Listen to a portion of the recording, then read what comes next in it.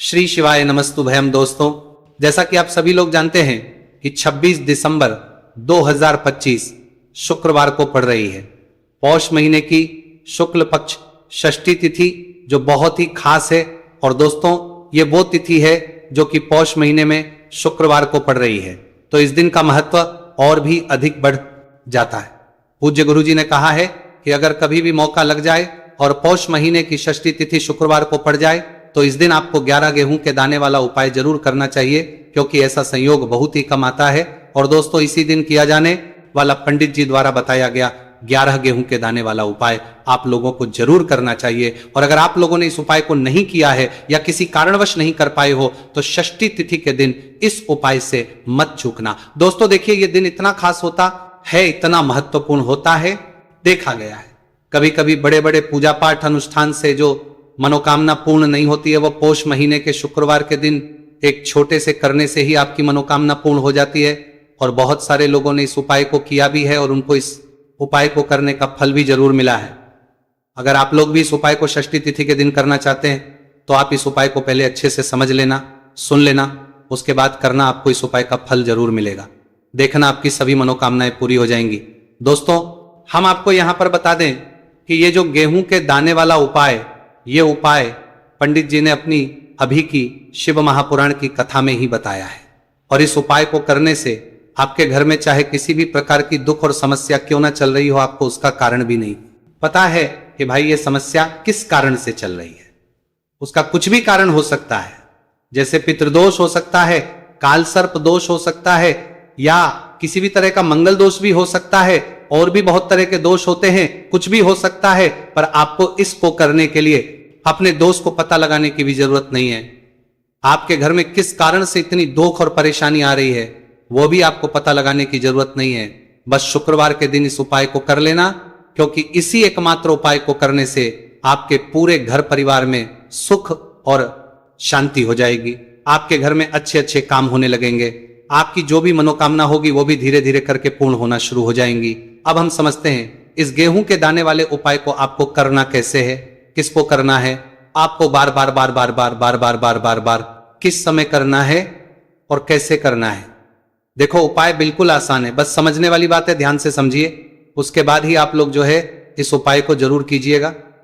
लेकिन उससे पहले जो भी मेरे भाई, मेरी प्यारी बहनें आज चैनल पर पहली बार आए हैं या मेरी आवाज आज पहली बार सुन रहे हैं, अगर आप भी महादेव के सच्चे भक्त हैं तो वीडियो को और चैनल को सब्सक्राइब जरूर कर लें और कमेंट बॉक्स में लिखें हर हर महादेव, जय भोलेनाथ।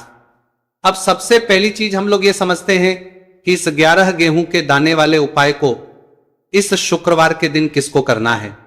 तो देखिए, इस उपाय को घर के सभी सदस्यों को करने की बिल्कुल भी जरूरत नहीं है। घर में से कोई एक मुख्य बड़ा सदस्य ही इस उपाय को करेगा तो उस घर परिवार के सभी सदस्यों को इस उपाय को करने का फल मिल जाएगा। पर वो बड़ा सदस्य कौन होगा, कौन व्यक्ति इस उपाय को करेगा, तो यहां पर देखिए हम आपको बता दें, घर की बड़ी माताएं, बहनें होंगी, घर की बड़ी माताओं, बहनों में से कोई भी एक माता बहन इस वाले उपाय को कर सकती है।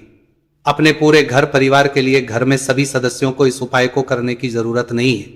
मात्र घर की जो बड़ी माताएं बहनें हैं, उनमें से कोई भी एक माता बहन इस वाले उपाय को करेगी तो उसके घर परिवार के पूरे सदस्यों को इस उपाय का फल मिलेगा। अगर किसी कारणवश माताएं बहनें घर में उपस्थित ना हो या वो इस उपाय को कर रही हो, कुछ दिक्कत हो, तो भाई उस जगह पर फिर घर का कोई बड़ा व्यक्ति भी इस उपाय को कर सकता है। माताओं बहनों के कहने का मतलब यह था कि माताएं बहनें घर की लक्ष्मी होती है। जब घर की लक्ष्मी कोई उपाय करती है तो निश्चित ही भगवान शिवजी बहुत जल्दी प्रसन्न होते हैं और उपाय का फल में बहुत जल्दी और बहुत बड़ा करके भी यहां पर देते हैं। तो आप लोग ये बात समझ गए होंगे। अब हम ये बात समझते हैं इस वाले उपाय को हमें करना किस समय है। इस 11 गेहूं के दाने वाले उपाय को हमें इस शुक्रवार षष्ठी तिथि के दिन करना किस समय है। तो देखिए, इस उपाय को करने का जो समय है शाम का समय है। अब देखिए, यहां पर हम मुख्य रूप से सुबह का समय नहीं बोलेंगे, क्योंकि देखिए ये जो नया साल है और आप सभी लोग जानते हैं इसका शाम का जो समय होता है ना, इस दिन भगवान शिव और माता पार्वती जी का सबसे प्रिय दिन होता है। तो आप लोग इस गेहूं के दाने वाले उपाय को शाम के समय में कर सकते हो। और देखो, अगर सुबह करोगे तो आप 8 बजे से 11 बजे के मध्य उपाय को कर सकते हो। और देखो, अगर शाम के समय कर रहे हो तो इस दिन जरूर शाम के समय का ध्यान रखना कि रात के 6 बजे से लेकर 7 बजे के बीच में अगर आप इस उपाय को कर सकते हो तो बिल्कुल कर लेना। पूरी कोशिश करना, आपको उपाय का फल जरूर मिलेगा। यह बात आपको समझ आ गई। अब बात करते हैं उपाय की। देखो, गुरुजी ने कहा है कि अगर शुक्रवार के दिन षष्ठी तिथि व्रत पड़ जाए तो इस दिन आपको 11 गेहूं के दाने वाला तो अवश्य ही करना चाहिए। देखो, ये उपाय यदि आपके जीवन में कर्जा बहुत अधिक है, आपके जीवन में संकट बहुत अधिक रहते हैं, आपके ऊपर बहुत अधिक विपदा आ रही है, बार बार आपको अपने व्यापार में और अपने धन में हानि देखने को मिल रही है, यानी कि आपको प्रत्येक कार्य में हानि हो रही है, आपको यह उपाय करना चाहिए। देखिए, इस उपाय के लिए आपको 11 गेहूं के दाने आपको लेने हैं। ठीक है, 11 लेने के बाद में आपको जरूरत होगी चावल के दानों की। 11 चावल के दाने और 11 गेहूं के दाने, और चावल के दाने खंडित नहीं होने चाहिए। अब आप कहोगे भैया गेहूं कहां से लेने हैं? देखो, आपको किसी भी किराना स्टोर पे गेहूं के दाने मिल जाएंगे, जाके ले लेना। ठीक है ना? 11 गेहूं, 11 चावल के दाने लेने हैं। साथ ही साथ आपको एक तांबे का लोटा लेना है और उस तांबे के लोटे में आपको जल भरना है। जल आपका खुद के घर का होना चाहिए, मंदिर का नहीं होगा। अब आप ये सब सामग्री लेकर पहुंच जाओगे महादेव के शिवलिंग के पास में शाम के टाइम पे प्रदोष काल में। देखो, जब आप ये उपाय कर रहे हो तो अपना फेस रखना उत्तर दिशा, नॉर्थ डायरेक्शन की तरफ। अब यहां पे जो मैं आपको क्रम बताने जा रहा हूं ना, उस मेरे क्रम को बहुत ध्यान से सुनिए। महादेव को अगर कोई सबसे प्रिय है ना, तो उनकी सबसे छोटी पुत्री जिनका नाम है माता अशोक सुंदरी, जो आपके पास में चावल के 11 दाने हैं ना, चावल के 11 दानों को माता अशोक सुंदरी के स्थान पर आपको अपना नाम और गोत्र बोलते हुए समर्पित कर देने हैं, है ना। चावल के दानों को रखने के बाद में जो आपके पास में तांबे का लोटा है ना, उस तांबे के लोटे को कहीं पे भी हम जल नहीं चढ़ेंगे। सिर्फ और सिर्फ माता पार्वती का जो हस्तकमल आपको दिख रहा है, यहीं पे गोल गोल आपको समर्पित करना है। उसी जल को और कहीं नहीं, ना तो माता अशोक सुंदरी के स्थान पर, ना तो के ऊपर, सिर्फ आपको यहां पे गोल गोल जलाधारी पर आपको उस जल को समर्पित करना है। अब आपके पास में बचे हुए हैं 11 गेहूं के दाने, और बचे हैं उन्हीं 11 गेहूं के दाने को आपको अपनी मनोकामना, अपने विशेष कहते हुए महादेव के शिवलिंग के ऊपर अगर आप षष्ठी तिथि के दिन प्रदोष काल में समर्पित कर देते हैं तो आपकी जो भी मनोकामनाएं होंगी, जो भी विश होंगी, महादेव पूरी जरूर करते हैं। अन्न समर्पण करने से, उस खासकर गेहूं को समर्पण करने से हमारी इच्छाएं पूरी होती हैं। और अगर वो दिन षष्ठी आज तिथि का दिन हो, तब तो इससे सुंदर संयोग कुछ भी नहीं हो सकता। आपकी इच्छाओं को पूरा करने के लिए बहुत स्पेशल, बहुत प्यारा सा उपाय आप सभी को जरूर करना है। ध्यान में रखिएगा, यह उपाय प्रदोष काल में करना है। देखो, गुरुजी ने कहा है, भगवान शिव के शिवलिंग पर 33 कोटि देवी देवताओं का वास होता है। अगर हम लिंग के सामने कुछ भी उपाय करते हैं तो हमारे सभी देवी देवता हमसे खुश हो जाते हैं। ये उपाय आपको अवश्य करना है। देखो, सुबह के टाइम नहीं कर सकते, ठीक है। अब बात करते हैं अगले उपाय की। देखिए, इस उपाय के लिए आपको 2 दीपक लेने होंगे। दोनों ही दीपक आप मिट्टी के भी ले सकते हैं, और दोनों ही दीपक आप शुद्ध आटा मढ़कर उनके भी तैयार कर सकते हैं। अब दोस्तों, दोनों ही दीपक के अंदर आपको शुद्ध घी का प्रयोग करना होगा, और एक दीपक अंदर आपको गोल रुई की बाती का प्रयोग करना होगा, और एक दीपक के अंदर आपको लंबी बाती का प्रयोग करना होगा। लंबी बाती वाले दीपक के अंदर आप मौली वाला जो धागा आता है कलावा का, उसकी बाती का प्रयोग भी आप लंबी बाती वाले दीपक के अंदर कर सकते हैं। देखिए, 2 दीपक वाला यह चमत्कारी उपाय केवल शुक्रवार की रात्रि में ही किया जाता है, इसीलिए आपको इस उपाय को बहुत ही ध्यान से समझना। इसी के साथ में आपको 1 चुटकी काले तिल के दाने लेना है, और इसी के साथ में आपको मात्र 1 चुटकी हल्दी भी लेनी होगी। अब दोस्तों, ये सभी सामग्री लेकर के आपको रात्रि के समय पहुंच जाना है अपने घर में।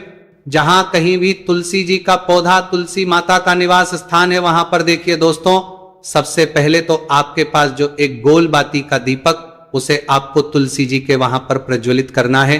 दीपक को प्रज्वलित करते समय आपको ओम नमो भगवते वासुदेवा या इस मंत्र का 11 बार जाप कर लेना है। अब देखिए दोस्तों, आप जो 1 चुटकी काले तिल के दाने लेकर के आए हैं, उन्हें आपको अपने सीधे हाथ में रखना है, और जो आपने गोलबाती वाला दीपक प्रज्वलित किया है माता तुलसी जी के वहां पर, उसके ऊपर से आपको इन 1 चुटकी काले तिल को घड़ी की दिशा में घुमाना है। आपको अपना नाम और अपनी गोत्र को बोल देना है, और फिर आपको इन काले तिल को उससे जलते हुए दीपक के अंदर डाल देने हैं। देखिए, काले तिल भगवान विष्णु के पसीने से उत्पन्न हुए हैं और जब हम ये दीपक रात्रि में प्रज्वलित करते हैं तो इससे हमें हमारे कर्ज में राहत मिलती है, हमारे जीवन में धन प्राप्ति के नए नए मार्ग खुलते हैं, हमारा अगर कोई भी कार्य रुका हुआ है तो वह भी परिपूर्ण होता है। देखिए, गोलबाती का जो दीपक है विशेषकर हम माता तुलसी के वहां पर भगवान विष्णु और माता लक्ष्मी के निमित्त प्रज्वलित कर रहे हैं। इस प्रकार से आपको यह दीपक प्रज्वलित कर देना है। अब जो आपके लंबी बाती का दीपक है, एक चुटकी हल्दी है, तो इससे आपको लेकर के पहुंचना है अपने घर के मंदिर में। आपके घर के मंदिर में माता लक्ष्मी की जो भी प्रतिमा ही मूर्ति है उनके सामने सबसे पहले तो आपको ये लंबी बाती का दीपक रखना है, फिर आपको दीपक को प्रज्वलित कर देना है। दीपक को प्रज्वलित करते समय आपको महालक्ष्मी इस मंत्र का जाप करते रहना है। अब दोस्तों, आपके पास जो एक चुटकी हल्दी है उसे आपको अपने सीधे हाथ में रखना है और इस एक चुटकी हल्दी को आपको उस दीपक के ऊपर से 11 बार घड़ी की दिशा में घुमाना है और आपको महालक्ष्मी नमः मंत्र का जाप करते रहना है और इस एक चुटकी हल्दी को आपको उसे दीपक के अंदर डाल देना है।